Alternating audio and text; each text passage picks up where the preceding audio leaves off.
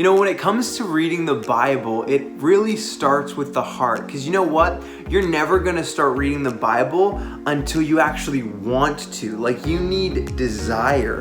And so many times there's this disconnect where we know in our heads that we should read the Bible, and yet we lack genuine desire to in our hearts. This is a disconnect I've felt many times before, and really, if we're in that place, we should ask ourselves, like, how can we get that desire back? How can we become hungry for God's word again?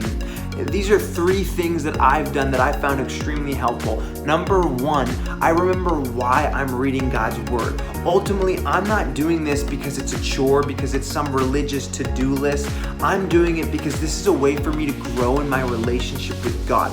The Bible is God's word, and it's the primary way He's chosen to reveal Himself to humanity. And so that means every single time I open up the Bible, whether I feel something crazy or not, His word is changing and transforming me. Every time I open it up, He's speaking to me, and that's amazing. It's an opportunity to grow in my love for Him and my relationship with Him. The second thing I do is I pray for God to change my heart, because ultimately my human effort, my willpower, it's not going to change my heart. I can't make myself want something.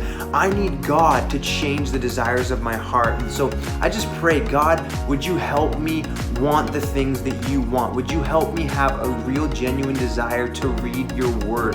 The last thing that I do is I read the Bible anyway. Crazy, right? Seriously though, our feelings are terrible ways to make decisions. You can't trust your feelings. They're fickle. They come and go. They're up and down. And so ultimately, because I know reading the Bible is a good thing for my spirit, it's a good thing for my soul, I'm gonna read my Bible anyway. And ultimately, where I normally go when I start to lack desire is I go back to the Gospels. I read about the story of Jesus. I get a glimpse of Jesus, because ultimately having a renewed love, a renewed focus on Jesus, that is what's going to change your heart.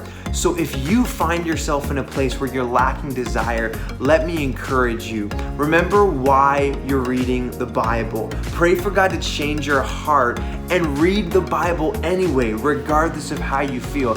I believe as you continue reading the Bible and maybe take a really close look at Jesus in the Gospels, you are going to rediscover a desire and a hunger for God's word.